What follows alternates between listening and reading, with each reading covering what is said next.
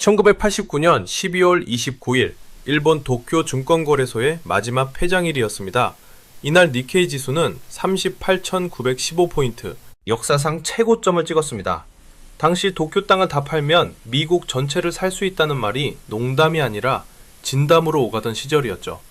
일본인들은 뉴욕의 록펠러 센터를 사들이고 헐리우드 영화사를 인수하며 이제 세계는 일본의 것이라며 샴페인을 터뜨렸습니다. 그 누구도 의심하지 않았습니다. 일본의 태양은 지지 않을 것이라고, 부동산 불패 신화는 영원할 것이라고 말이죠. 그리고 정확히 30년 후 우리는 그 찬란했던 제국이 어떻게 무너져 내렸는지 똑똑히 목격했습니다. 잃어버린 30년, 자산 가치는 폭락했고 임금은 제자리 걸음을 했으며 노인들은 거리로 내몰렸습니다. 우리는 바다 건너 그 모습을 보며 혀를 찼습니다. 저런, 거품이 끼더니 꼴 좋다. 역시 한국이랑 일본은 다르지. 우리는 저렇게 안 돼.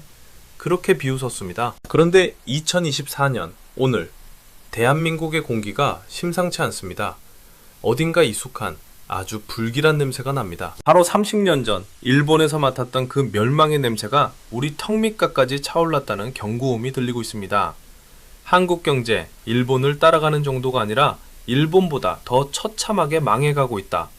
이 소름 끼치는 평행이론, 과연 어디까지가 사실이고 우리는 지금 어디쯤 와 있는 걸까요? 오늘 지식의 소용돌이에서는 한국 경제가 일본의 전철을 밟고 있다는 한국형 잃어버린 30년 시나리오를 아주 냉정하고 적나라하게 파헤쳐 보겠습니다.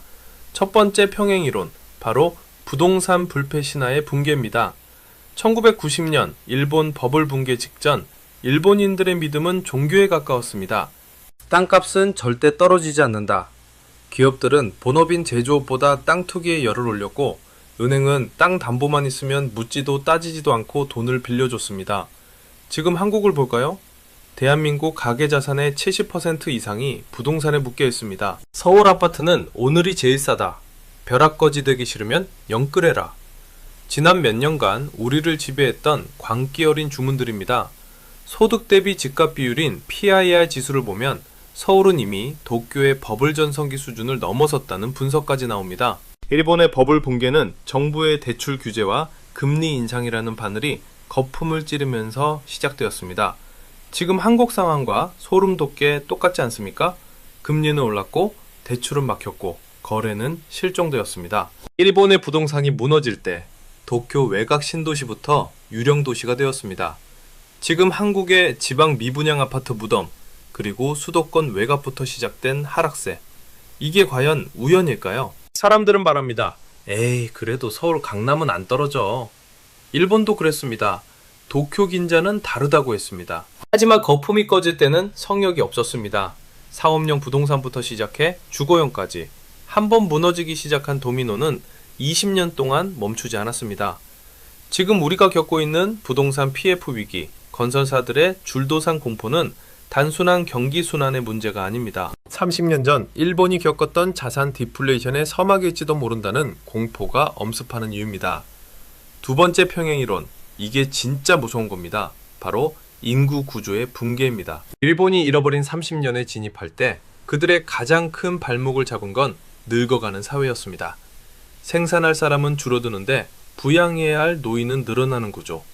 활력이 떨어지니 경제가 성장할 수가 없었죠. 그런데 여러분, 여기서 한국은 일본과 똑같이 망하는 게 아닙니다. 일본보다 훨씬 더 빠르게, 더 최악의 형태로 망해가고 있습니다. 일본이 고령화 사회에서 초고령 사회로 가는데 걸린 시간이 30년이 넘습니다. 그나마 대비할 시간이 있었던 겁니다. 하지만 한국은 어떻습니까? 우리는 이 구간을 불과 7년 만에 주파하고 있습니다. 전 세계 역사상 유례가 없는 속도입니다. 브레이크 고장난 스포츠카처럼 벼랑 끝을 향해 질주하고 있는 겁니다. 일본의 합계 출산율이 1.2명대로 떨어졌을 때 나라가 망한다고 난리가 났었습니다. 지금 한국은요, 0.6명대입니다. 1.2명인 일본이 0.6명인 한국을 걱정하는 기이한 상황이 벌어지고 있습니다. 일본의 잃어버린 30년은 그나마 인구 1억 2천만 명이라는 탄탄한 내수 시장이 버팀목이 되어주었습니다. 내수만으로도 기업들이 어느 정도 먹고 살 수 있었단 얘기죠. 하지만 한국은 수출로 먹고 사는 나라입니다. 내수 시장은 좁은데 그 안에 소비자들마저 급격히 줄어들고 늙어가고 있습니다.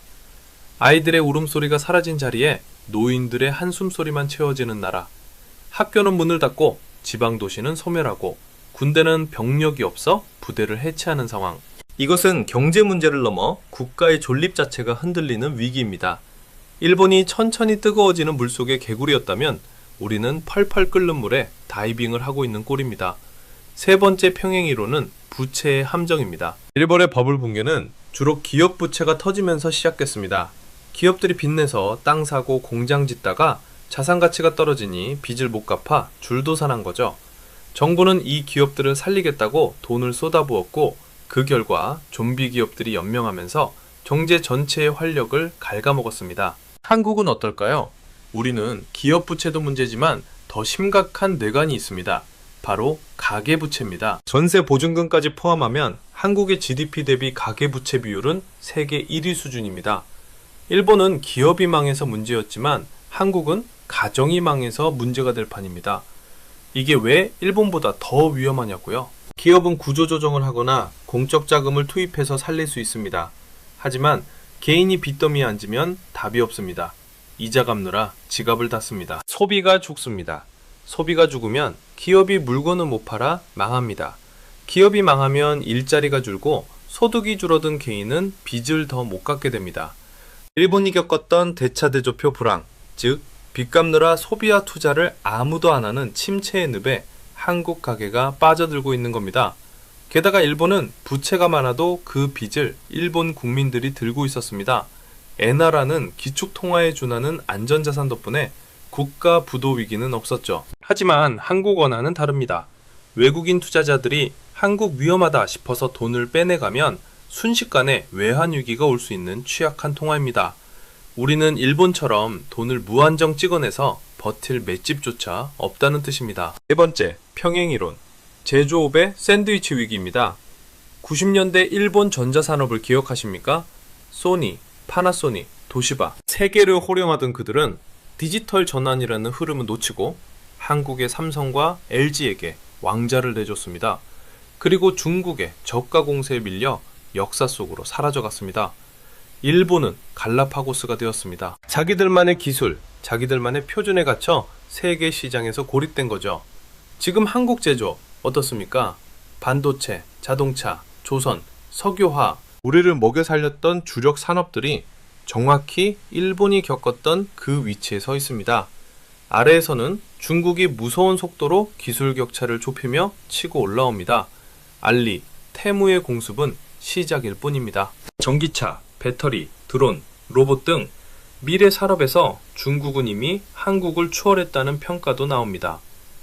위에서는 미국과 일본이 원천 기술과 엔저를 무기로 찍어 누릅니다.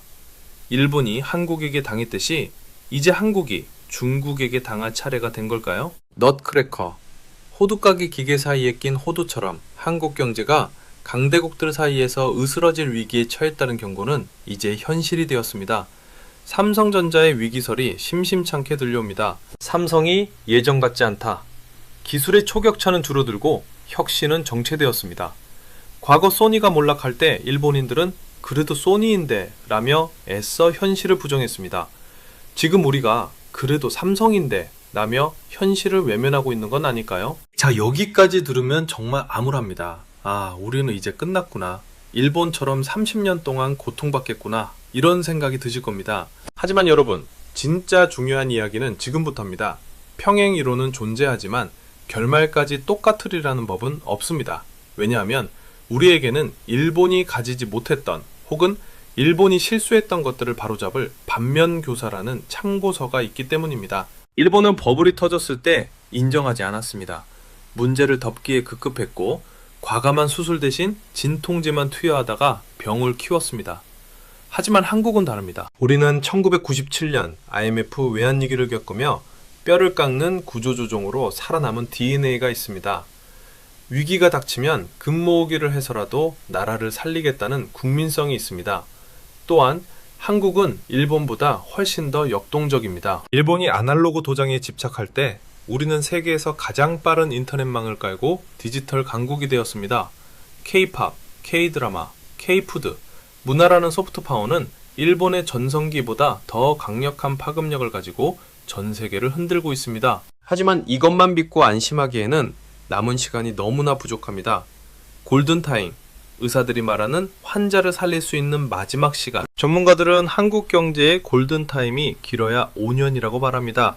이 5년 안에 인구 문제에 대한 획기적인 대책을 내놓지 못한다면, 좀비 기업들을 정리하고 산업 구조를 개편하지 못한다면, 부동산 거품을 연착륙시키지 못한다면, 그때는 정말 일본과 똑같이 망하는 게 아니라 일본보다 더 비참하게 망할 수도 있습니다. 일본은 부자 상태에서 망해서 그나마 버텼지만 우리는 부자가 되기도 전에 늙고 병들어 버리는 것이니까요. 역사는 반복된다. 한 번은 비극으로, 한 번은 희극으로. 마르크스의 말입니다. 일본의 잃어버린 30년이 비극이었다면 우리의 미래는 무엇이 되어야 할까요? 지금 우리는 갈림길에 서 있습니다. 일본의 실패를 답습하며 서서히 침몰하는 타이타닉이 될 것인가? 아니면 거센 파도를 뚫고 새로운 항로를 개척하는 쾌속선이 될 것인가? 선택은 정부에게만 있는 것이 아닙니다. 빚을 줄이고 현금을 확보하고 자신의 직무 역량을 키워야 하는 우리 개개인에게도 그 선택의 무게가 주어져 있습니다. 지금 여러분의 자산은, 여러분의 직업은 이 거대한 파도를 견딜 준비가 되어 있습니까? 한국 경제, 일본을 따라가고 있는 것은 분명한 사실입니다. 하지만 그 끝이 절벽일지 아니면 새로운 도약대일지는 아직 정해지지 않았습니다. 분명한 건 이제 우리에게 남은 시간은 많지 않다는 사실뿐입니다. 지식의 소용돌이, 오늘은 여기까지입니다. 여러분은 한국 경제의 미래를 어떻게 보시나요? 위기일까요? 아니면 또 다른 기회일까요? 댓글로 여러분의 날카로운 통찰을 남겨주세요.